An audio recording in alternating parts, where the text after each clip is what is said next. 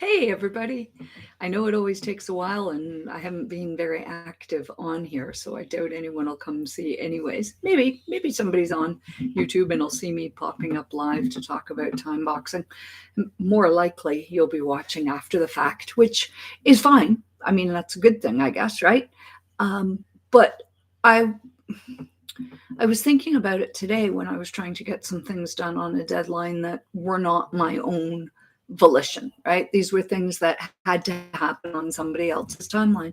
And it got me thinking about how do we as adults, adulting in this world of ours, make time to do the things we want to do. And one of the techniques I use and have used for many, many years since I was super, super busy with a bunch of jobs and a bunch of animals and um, a husband who was in school. Actually, most of that hasn't changed as much as you might think. But one of the things I did was I did use scheduling. And I think one of the tricks about scheduling is it's really easy to remember to schedule the things we do for other people. So we schedule work. We know we're going to work from 9 to 5 or 8:30 to 4:30 or whatever it is. And we do that if we're working for someone else. Or we schedule a haircut because someone else is cutting our hair and we need to schedule a haircut. Or for many of us, we schedule our vet appointments. We know the vet, is busy and will only see us at the time that we've boxed off for scheduling, and that's when we do it. Even things like grocery shopping, some of us are pretty good about scheduling, Thursday afternoons work to do that, or going to a class because we enjoy the class. So, or we feel like we're learning something from the class. So we're doing an agility class or a riding class. We show up for our lessons generally, unless something gets in the way, because they're boxed off, they are scheduled, they happen. Where it can get tricky is remembering to schedule some things that you want to do. So, like day-to-day training can get tricky to schedule. And we can get around that. We can make it a habit. We can do our own thing with it by saying, here's this habit that I want to form around training. So I'm going to attach it to another habit I have, making my coffee in the morning. So while my coffee's percolating, I'm going to grab my treats and my clicker, and I'm going to do, however long it takes, 3 minutes to train my dog in the kitchen. Great. But what that does is it sets you up to train for your 3 minutes in the kitchen, but it doesn't remind you to take your training on the road or to try something that maybe needs more space than a kitchen or a different prop than easily available to you in the kitchen, or expose your animal to something new, right? Or do something that takes longer than the 3 minutes it takes to percolate. And that's where scheduling can be really handy. So I'm not saying don't use habit formation to get things done. It's great, and I highly recommend it, and it gets me through my day. But the harmonious part of that, the balance to that, if you've watched any of the other videos, the balance around that is to remember to also schedule specific times. So if I want to get off out of the riding ring, or out of the farm, off the farm, as it were, with my dog and go do training, I will actually take the time to look at my week of schedule and see where there are holes. And I can say, there's a gap. This is something I want to do. I will schedule it then. And by making that commitment to actually writing it down in a schedule, putting it on a whiteboard, putting it in my phone, perhaps, however you choose to schedule, by making that actual commitment to that thing, you are way more likely to do it. So the habit formation is wonderful. Use it. But so is this time boxing thing. So your schedule, some people will say to me, I schedule every minute of my life. I schedule every minute of my horse's life. I schedule every minute of my dog's life. And that's okay if it works for you. But I would also encourage you to schedule some plain old downtime. So my typical day might look like this. I get up at 6. I scroll and do some social media for about half an hour. I will do work of one sort or another from 6:30 until 7:30. get my foster son up, which is always amusing, get breakfast ready. But I will usually work on the computer. Sometimes I go out and I do chores. Then about 20 after 7, 7:30, I go and I do short, quick chores. I feed the horses, change the paddock, check water, something fairly quick and fairly easy because I'm lucky right now. Tom's around, my husband, and he will do chores later on in the day about 10. But I'll do a first check then. And then I leave for the work I do at the treatment center. I leave for work I try to leave at 7:45. Sometimes it's 10 to 8.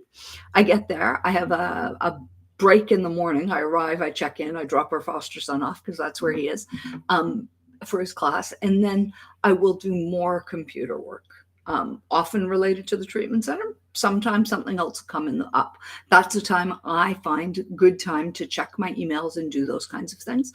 Sometimes I can be a little bit flexible and I'll have a meeting or something in there, and that's great. Then I do treatment center work until about noon. And then I have my lunch, and part of my lunch is usually having a call with somebody, which is great. I might involve doing some personal development of some sort. I often will read, because I read lots of articles and try to stay up on current research. So that's often a time when I will do that. And then I do more work, right, at work. And then I head home. Quite often in the car on the way home, I will have a call that I enjoy. And I value that very much. And I make that a part of my day, a committed part of my day. When I get home, is a good time.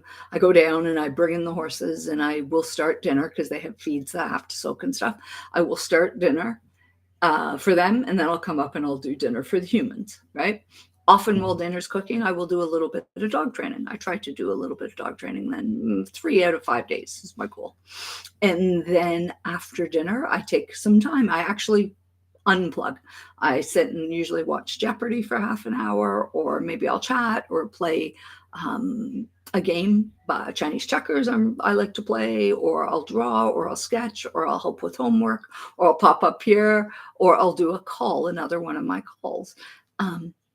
And then that takes me till about 7:30 to do all of that. And then at 7:30, as the light gets better, quite often I'll pop out and go for a ride. So that's the way my day works. And then at the end of my ride, I will do a little bit of social media. And when I go to bed about 10 o'clock, I will sit on TikTok for 20 minutes lately. That seems to be the thing I'm doing. And then I'll fall asleep and start it all over the next day. So I really do box out when am I going to groom? I groom when the horses come in. When am I going to ride? I ride after I've had dinner.